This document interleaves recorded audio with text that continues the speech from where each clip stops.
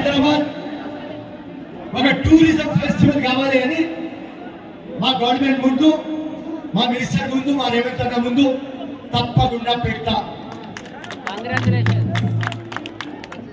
Second most important point, ఆ డబ్బు మీ గురించే ఈ 40 డేస్ అంటే 35-40 డేస్ మొత్తం సిటీకి రంగ్ చేసుకొని హంగామా మ్యూజిక్, మా పోత్రాజ్ మొత్తం ఎంటర్టైన్మెంట్,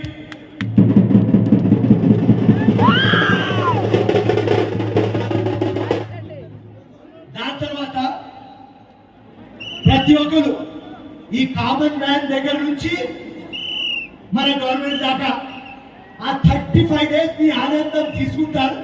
దాని తర్వాత మీ జోకి ఎవరు రారు.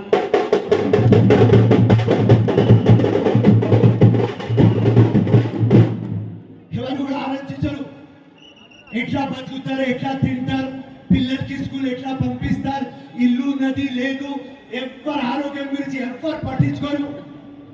మొత్తం డ్రామా అయిపోతుంది, మర్చిపో, నెక్స్ట్ ఇయర్ మళ్ళీ రా. ఇప్పుడు మీరు అంతా ఏం చేయండి, ఎవరెవరు నాకు వింటున్నారు, Pothraj team, band, musician, folk dancers, folk singers అందరూ వచ్చి నా దగ్గర ఒక అప్లికేషన్ పెట్టండి.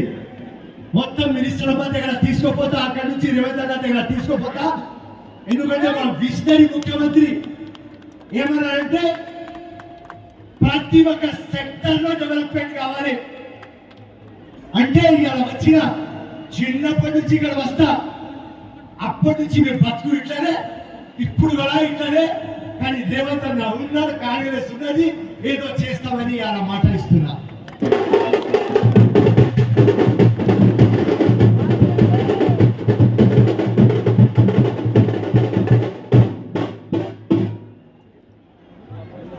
బోనాల ఇంపార్టెన్స్ అందరు వస్తారు కాబట్టి మన ట్రెడిషన్, మన కల్చర్, మన హెరిటేజ్,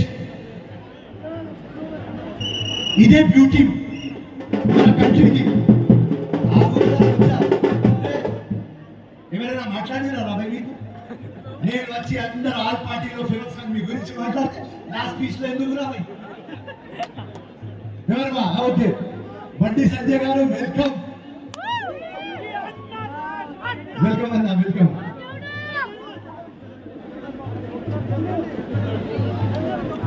కేంద్ర మంత్రివర్గ ఇంపార్టెన్స్ ఏమంటే అందరం వస్తారు కాబట్టి మన యూనిటీ, మన హార్మోనీ, మన బ్రదర్హుడ్ ఇక్కడ కనిపిస్తుంది. లాస్ట్ 15 డేస్ ముందు పివి కాలవా పోయిన మొహరం ఫెస్టివల్లో అక్కడనే ఇదే కల్పించినది. కులం మతం కల్పించలేదు, ఇక్కడ కూడా కులం మతం కల్పిస్తలేదు. కులం మతం అసలు కల్పించవద్దు, అదే బ్యూటీ ఆఫ్ అవర్ కంట్రీ అని మైండ్ లో పెట్టండి అమ్మా. ప్రతి ఒక్క ఆస్థాకి మనం రెస్పెక్ట్ చేయాలి. ప్రతి ఒక్క మందిర్ కి, ప్రతి ఒక్క మస్జిద్ కి, ప్రతి ఒక్క చర్చ్ కి అందరికి రెస్పెక్ట్ చేయాలి.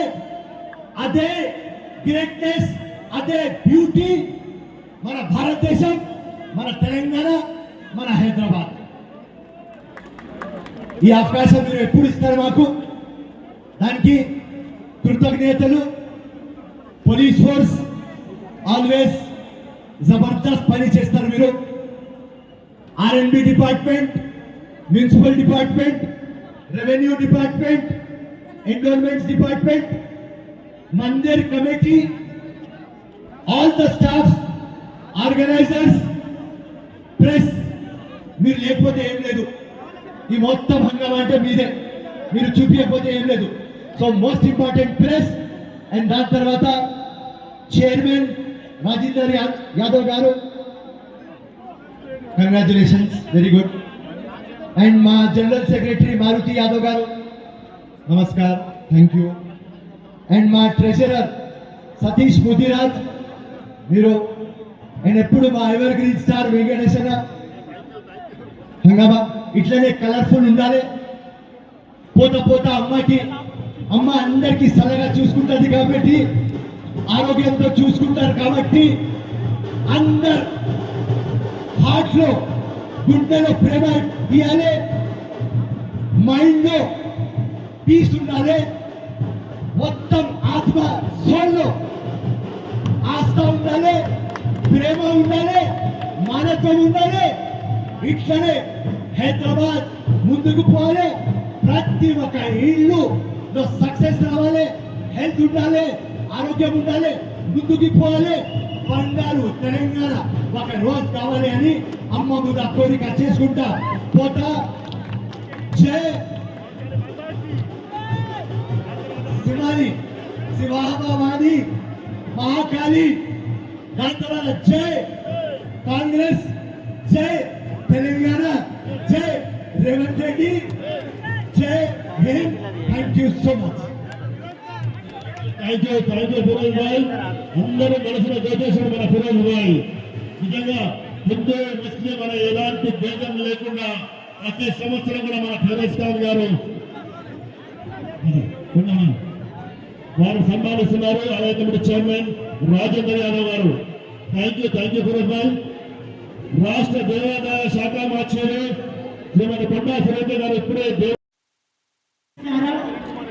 లష్కర్ అమ్మవారి మహంకాళి అమ్మవారి బోనాల ఉత్సవ సందర్భంగా ఇక్కడ అన్ని ఏర్పాట్లు చేసి ప్రజలకు సౌకర్యవంతంగా దర్శనం చేసుకునే అవకాశం కల్పించిన కమిటీ అందరికీ కూడా, ఇక్కడ వచ్చిన భక్తులందరికీ, గుడిలో ఉన్న పూజారులకు, అధికారులకు, మరి ఇప్పుడే విచ్చేసినటువంటి కేంద్ర మంత్రి సోదరులు బండి సంజయ్ అన్న గారికి, ఇక్కడ వచ్చిన ప్రతి ఒక్క నాయకుడికి, కార్యకర్తకు, భక్తులందరికీ కూడా నా హృదయపూర్వక నమస్కారం.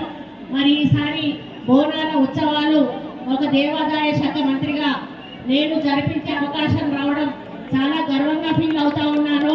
మరి దశాబ్ది ఉత్సవాల సందర్భంగా ఏ పార్టీ అయితే తెలంగాణ ఇచ్చిందో ఆ పార్టీని అధికారంలో తీసుకొచ్చి రేవంత్ రెడ్డి గారిని ముఖ్యమంత్రిని చేసి ఈ రోజు కాంగ్రెస్ పార్టీ తెలంగాణ ఇచ్చిన పార్టీ ప్రభుత్వం చేతుల మీదుగా అమ్మవార్లు దశాబ్ది ఉత్సవాలు, బోనాల ఉత్సవాలు జరుపుకోవడం, మరి అందులో మేము కూడా భాగస్వామ్యం కావడం చాలా హ్యాపీగా ఉంది. మరి గతంలో చిన్న చిన్న పొరపాట్లు జరిగి ఉండొచ్చు, కానీ ఈసారి మాత్రం ఎక్కడా చిన్న వీసమెత్తు అసౌకర్యం కూడా మరి బోనాలు తెచ్చేటువంటి భక్తులకు కానీ, దర్శనానికి వచ్చేటువంటి ప్రజలకు కానీ కనుగొద్దు అని చెప్పి మేము చాలా మీటింగ్లు కండక్ట్ చేసి అన్ని డిపార్ట్మెంట్స్ కూడా కోఆర్డినేట్ చేసి, ముఖ్యంగా పోలీస్ బందోబస్తు ఎక్కువగా పెట్టాలి. చిన్న పిల్లలు ఉన్నటువంటి తల్లిదండ్రులను కానీ, ముసలి వాళ్ళను కానీ, మహిళలను కానీ, అదేవిధంగా ఎవరైతే జోగిని ఉన్నారో వాళ్ళకు కూడా ఇబ్బంది కలగకుండా ప్రత్యేక దర్శనం కల్పించాలని, విఐపి దర్శనానికి గంటలు వాళ్ళని వెయిట్ చేయించొద్దని, 2 నిమిషాల కంటే ఎక్కువగా కూడా విఐపిలో మరి గుళ్ళల్లో ఉండకూడదు, సామాన్య భక్తులకు ఇబ్బంది కలగకూడదు అని చెప్పి అన్ని రకాల ఆదేశాలు కూడా ఇచ్చి, మరి ఈసారి బోనాలు ఎక్కడా కూడా చిన్న ఇబ్బంది కలగకుండా భక్తులకు మరి జరిపించిన ఘనత అన్ని డిపార్ట్మెంట్లది అని చెప్పాల్సిన అవసరం ఉంది. ఎక్కడ ఉన్న కమిటీలు అక్కడ కూడా చాలా బాధ్యతతో అక్కడ సౌకర్యాలను చూసుకోవడమే కాకుండా అక్కడ ఉన్నటువంటి అధికారులను కోఆర్డినేట్ చేసుకొని మంచి అలంకరణ చేసి మరి మంచి మార్గం ఏర్పాటు చేసి ఎవరికి కూడా ఇబ్బంది కలగకుండా బోనాలు సమర్పించే అవకాశం కల్పించి, మొక్కులు చెల్లించుకునే అవకాశం కల్పించిన అందరికీ కూడా ధన్యవాదాలు. ముఖ్యంగా ఈ బోనాలు అనేటివి మనం సమర్పించి మొక్కులు చెల్లించుకొని మళ్ళీ మనకు ఏం కావాలో అమ్మవారికి చెప్పుకొని మళ్ళీ వచ్చే సంవత్సరం దగ్గరకు వస్తాం తల్లి అని ఆశీర్వాదం తీసుకొని వెళ్తారు. మరి అదేవిధంగా రైతులు మంచి వర్షాలు రావాలని, మంచి పంటలు పండాలని, మనం ప్రజలందరం కూడా ఆరోగ్యంగా ఉండాలని, మన తెలంగాణ అభివృద్ధి పథంలో నడవాలని చెప్పి నేను అమ్మవారిని కూడా మొక్కుకుంటూ మరి రేవంత్ రెడ్డి గారికి ఒక స్థైర్యాన్ని, ధైర్యాన్ని, మరి ఆర్థిక బలాన్ని కూడా ఇచ్చి మరి బంగారు తెలంగాణ అభివృద్ధి దిశగా వారిని నడిపించాలని నేను అమ్మవారిని కోరుకోవడం జరిగింది. కాబట్టి తప్పకుండా వచ్చే సంవత్సరం నాటికి తెలంగాణ పురోభివృద్ధి చెంది మళ్ళీ అమ్మవారి ఆశీస్సులు తీసుకుంటుందని తెలియజేసుకుంటూ, ఒక దేవాదాయ శాఖ మంత్రిగా, ఒక మహిళగా మొట్టమొదటిగా నేను ఈ బోనాలు జరిపించే అవకాశం రావడం నా భాగ్యంగా భావిస్తూ అమ్మవారికి మళ్ళీ ఒకసారి మనస్ఫూర్తిగా దండం తెలియజేసుకుంటూ ఇక్కడ ఉన్న భక్తులందరికీ కూడా ప్రత్యేక బోనాల శుభాకాంక్షలు తెలియజేసుకుంటూ మరి మీ జీవితాల్లో మీ కుటుంబాల్లో మంచి వెలుగు నిండాలని మీరందరూ కూడా ఆయురారోగ్యాలతో ఐశ్వర్యతలో ఉండాలని చెప్పి కోరుకుంటూ సెలవు తీసుకుంటా ఉన్నాను. జై శ్రీరామ్.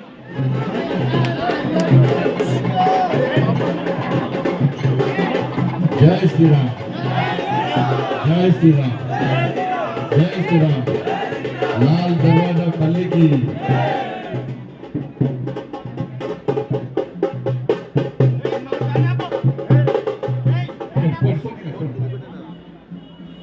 అందరు మంచుకున్నారు కదా.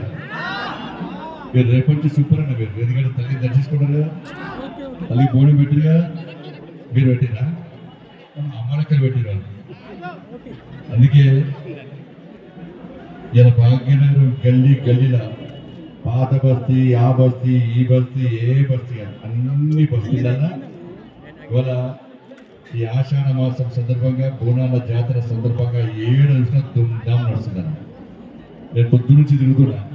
పోయినసారి వచ్చిన కంపల్సరీ ఈసారి కూడా లాల్ దర్వాజా అమ్మవారిని దర్శించుకోకుంటే ఇక మనంతా దురదృష్టవంతులు ఇవ్వలేరండి.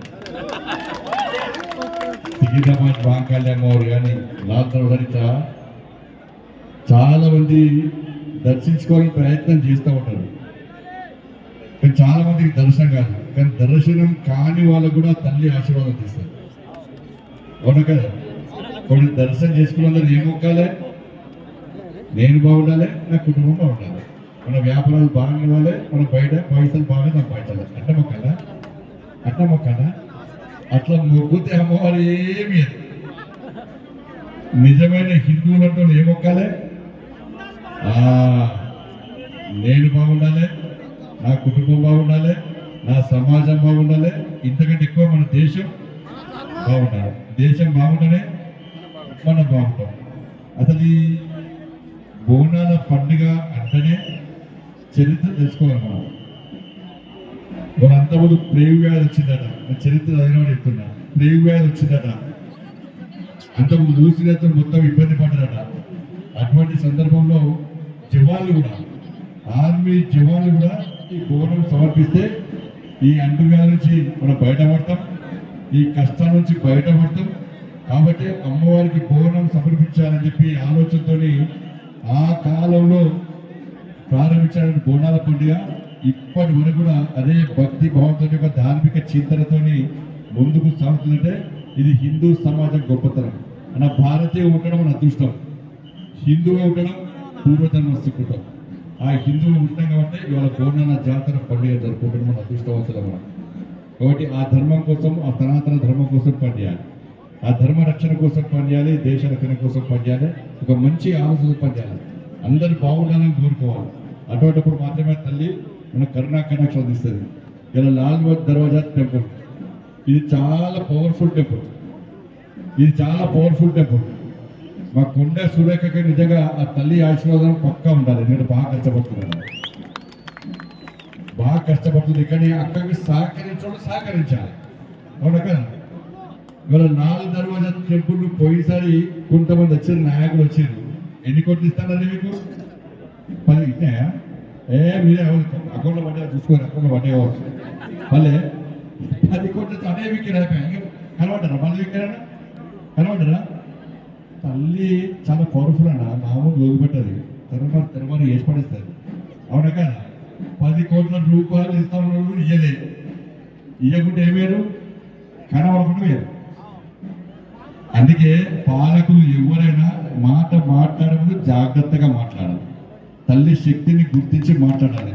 వేదికను వెంటనే ఫోటోల కోసం, టీవీల కోసం పోజు చేయడానికి లేనిపోని హామీ లేదు. ఆ ధర్మం కోసం పనిచేయాలి, తల్లి కోసం పనిచేయాలి. మీకు ఒక విషయం చెప్తాను.